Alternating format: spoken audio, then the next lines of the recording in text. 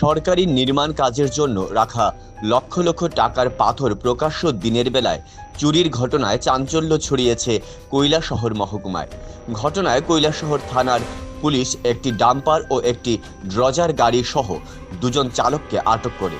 এই ঘটনার সুষ্ঠু তদন্তের দাবিতে কৈলাসহর থানায় লিখিত অভিযোগ করেছে শহরের একাংশ যুবকরা।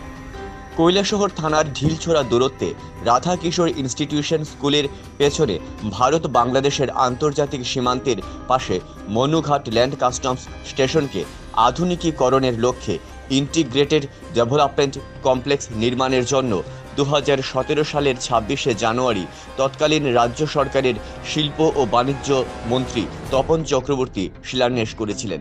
এই কাজের জন্য প্রায় 17 কোটি টাকা বরাদ্দ হয়েছিল।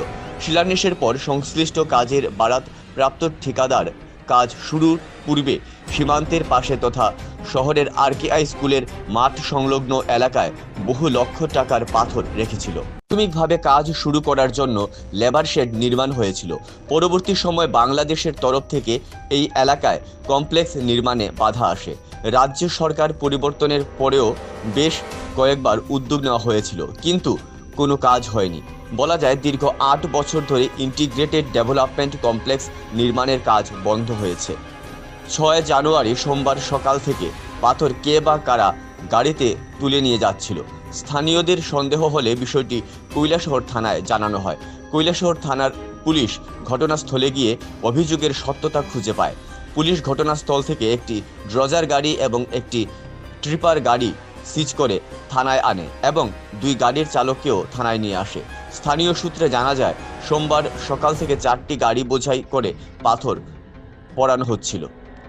আজকে সকালবেলা 9:30-10টা নাগাদ আমাদের কাছে একটা ইনফরমেশন আসে যে আরকেআই স্কুলের যে গ্রাউন্ড, এটার পাশে কিছু পাথর রাখা ছিল অনেক আগে থেকেই।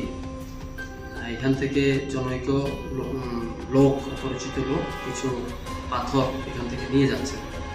এই খবর আমরা ভেরিফিকেশন করতে যাই। ভেরিফিকেশন করতে গিয়ে আমরা ওই স্থান থেকে একটা জেসিবি গাড়ি এবং একটা ট্রিপার গাড়ি, যেগুলো এখানে দাঁড়ানো ছিল, তো ওই গাড়ির ড্রাইভারও ছিল। ওদেরকে জিজ্ঞাসা করতে গিয়ে আমরা কোনো সদুত্তর না পাওয়াতে আমরা দুটো গাড়ি থানার কাস্টডিতে এনেছি এনকোয়ারি করার সাপেক্ষে।